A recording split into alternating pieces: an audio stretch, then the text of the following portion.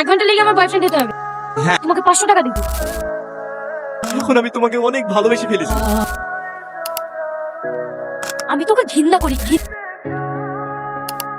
পড়াশোনা কতদূর করিস মধু? এমএ কমপ্লিট করেছি। মাধ্যমিক পাস করিস তো?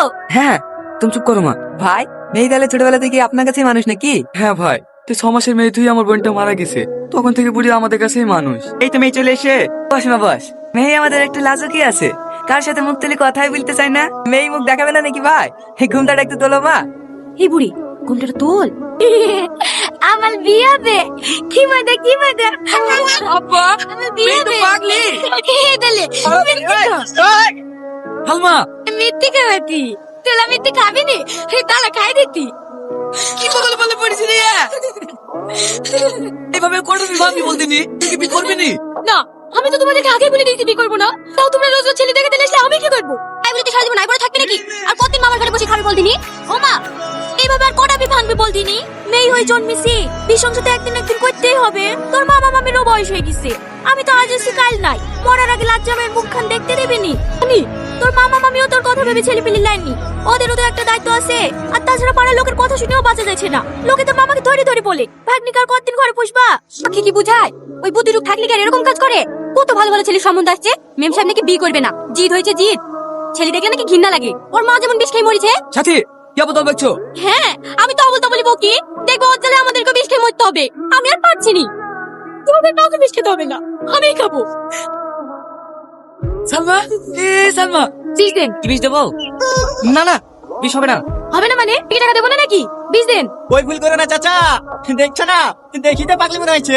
পিছলে কোন খাইতে ফেললে পুলিশে তখন তোমাকে ধরবে। আমিও তো তাই বলছি, মেয়ে মানুষ বিষ দেওয়া যাবে না। ব্যাপার বাড়িতে ঝামেলা টামেলা করে এসছো নাকি? তোমার কথা কেন দিতে বলিনি? আমার টাকা দিয়ে আমি বিষ কিনবো। খায় নাই গায়ে মাখি। তোমার তাতে কি? বাবা ঝাউস তো কম না। আপনি বিষ দেবেন? না, আমার কি মাথা খারাপ হয়ে গেছে নাকি যে তোমাকে বিষ দেবো? আজকালকার মেয়েরাও না ফ্রেন্ডের সাথে মনে কাজে কাজে হয়েছে আর আপনি বিস্কুট ধরে লেগেছে। আরে আরে আরে আরে কি হলো কি? তোর বাড়ি কোথায়? এই তো পাশের গ্রামে। কি টনি, কি কাজ করো? আপনাকে এত কিছু বলতে যাবো কেন? তোমার জন্য একটা কাজ আছে, করবা? কি কাজ? ঘন্টা লেগে আমার বয়ফ্রেন্ড হতে হবে। আমি ওইটা ছেলে না।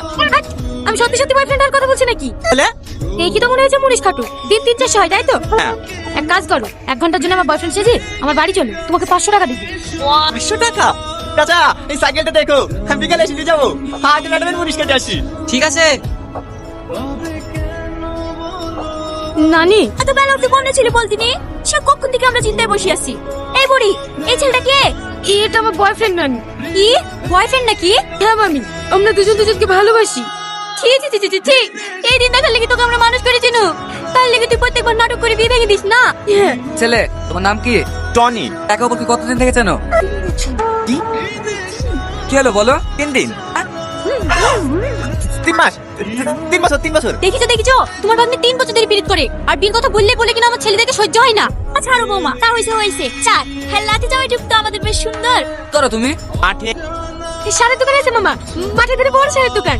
ও, তাহলে তুমি এই ছেলেটাকে বিয়ে করতে চাও নাকি? হ্যাঁ মামা। তাহলে কালকে বলো না দেখি বিপরীতে। না, এইভাবে হয় নাকি? ও দুদিন আমাদের বাড়িতে থাকুক, আগে ভালো করে দেখি, তারপর না হয় ভাবনা চিন্তা করা যাবে। না না, ওর কাজ আছে। জরুরি কাজ নাকি মধু? না না নানি, সেরকম কিছু না। তাহলে আমার সমস্যা কি? হ্যাঁ দুদিন থাকো মধু। আসো মধু, ঘরে আসো। তোমাকে আমি থাকতে বলেছি? না, তাহলে থাকলে কিসের লাগি? গুরুজন ব্যক্তি অত করে বললে না করা যায়। দেখো, তোমার সাথে যতটুকু কথা হয়েছে ততটুকু করবা, বেশি বেশি করতে যাবা না। ভয় দেখাচ্ছেন নাকি? ফেলে দেবে নাকি বাড়িতে? না থাক। তারপর নানি তারপর? হ্যাঁ তারপর আবার কি? হ্যাঁ তোর নানা আর আমি বাড়ি কি বিয়ে করে ফেললাম। তোমার আবু তো রাগী লোক, তোমাদেরকে কিছু বললো না? হ্যাঁ হ্যাঁ, প্রথম প্রথম তো মানতেই চাইনি। হ্যাঁ তারপর যখন তোর মামা হলো তখন সব ঠিক হয়ে গেছে। আচ্ছা নানি, সালমার আবু মার কি হয়েছিল? আমার মা একটা ছেলেকে খুব ভালোবাসতো, আমরা কোনো আপত্তি করিনি। ওর পছন্দের ছেলের সাথে বিয়ে দিয়েছিলাম। বিয়ের পর মেয়েটুকু আমার খুব সুখেই ছিল। তারপর যখন সালমা পেটে আসে ঠিক সেই সময় জামাই বিদেশে যায়। তারপর থেকে আমাদের সাথে আর কোনো যোগাযোগ রাখিনি। আমরাও অনেক খোঁজাখুঁজি করেছি কিন্তু পাইনি। তারপর আমরা এদিক ওদিক থেকে খবর পেলাম সালমার বাপ নাকি শহরে গিয়ে আরেকটা বিয়ে করেছে। এই কথাটা শুনে মেয়ে আমার বিশাল ভেঙে পড়ে। তারপর একদিন দেখি মেয়ে আমার বেশ খেয়ে বিছানায় পড়ে আছে। এদিকে সালমা ছেলেদেরকে একটু ঘৃণাই করে, বীর কথা শুনলেই ভয় করে। মধু, আমার নাতনিটাকে একটু দেখতে হবে। আমরা যেন আর কেউ নাই। কথা দাও মধু, কথা দাও। আমার নাতনিটাকে তুমি কোনোদিন ছেড়ে যাবে না। কথা দিলাম নানি, আমি সালমাকে কখনো ছেড়ে যাবো না। শাড়িটাতে কিন্তু তোমাকে বেশ ভালোই মানাইছে। ভালো তো হবে, কে পছন্দ করে এনেছে দেখতে হবে না? আমার জামাই। মা, জামাই ভাত খালি কেন? আনা মামি, আর খেতে পারবো না। বললে হয়, আর একটু খাও। গাই বলেন মামি, আপনাদের রান্না কিন্তু অসাধারণ। মাংসটা যা হয়েছে না, তুমি একটু খেয়ে দেখো সালমা। তোমার একটু মজা ছিল। আরে খেয়েই দেখো না। টনি, হ্যাঁ মামা। কাল সকাল সকাল আমার সাথে একটু বাজারে যাইও। কেন মামা? ভাবছি কাল কি তোমাদের আশীর্বাদটা সেরে ফেলবো, কিছু বাজার করতে হবে। ও আশীর্বাদ। হ্যাঁ, তোর কিছু কেনাকাটা করার থাকলে তোর মামির সাথে কি করলিস? তো আছেন ডাকলা, কিছু হয়েছে নাকি? কি হয়েছে বুঝতে পারছো না? নাটক করছো আমার সাথে। নাটক করবো কেন?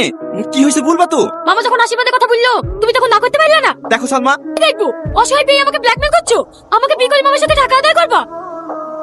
চুপ কর সালমা, অনেক শুনে ফেলেছি। আর একটা বাজে কথা বলবো না। আমি তোমার টাকা লোভে বাড়িতে পড়ি নাই। এই বাড়ির লোকের ভালোবাসা দেখি, মাকে দেখি, আমি অনেক মায়া জড়িয়ে গেছি। আমি তো টাকা লোভে এবার দেখছিলাম ঠিকই, কিন্তু বিশ্বাস করে সালমা, এখন আমি তোমাকে অনেক ভালোবেসে ফেলেছি। তুই ভালোবাসা এসব নাটক আমার সামনে করতে আসবি না। আমি তোকে ঘৃণা করি, ঘৃণা। যদি একটু লজ্জা থেকে থাকে তাহলে কাল সকাল হওয়ার আগে এই বাড়ি ছেড়ে চলে যাবে। সালমা, প্লিজ, আমি তোমার কাছে হাত জোড় করে বলছি, তুমি আমার কাছ থেকে দূরে সরে যাও। বুড়ি, জামাইকে দেখিছো? না মামা। কোথায় যে গেল? ছেলেটাকে সকাল থেকে খুঁজে পাচ্ছিনি। আমার ফোনটাও সুইচ অফ বলছে। ও গো, এই দেখো টনির ঘরে চিঠিটা ছিল। ঠিক করে দেখি। আপনাদের সাথে কয়েকটা দিন কাটে আমার খুব ভালোই লাগলো, কিন্তু তার মানে এই না যে আমি আপনার ভাগ্নিকে বিয়ে করে ফেলবো। তাই কাল আশীর্বাদের কথা শুনে বাড়ি ছেড়ে চলে আসলাম। ইচ্ছে হলে আমাকে ক্ষমা করে দিয়ে। বোন, আমি তোর মেয়েকে সুখে রাখতে পারলো না রে বোন, সুখে রাখতে পারলো না। তোর মতো তোর মেয়ের কপালটা পুড়লো রে বোন, আমি পারলো না ওকে সুখে রাখতে।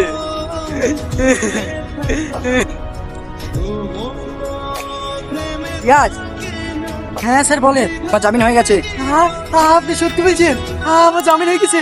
হ্যাঁ, যেদিকে বেরিয়ে কোথায় যাবো ভাবছো? আমার গ্রামে ফিরে যাবো।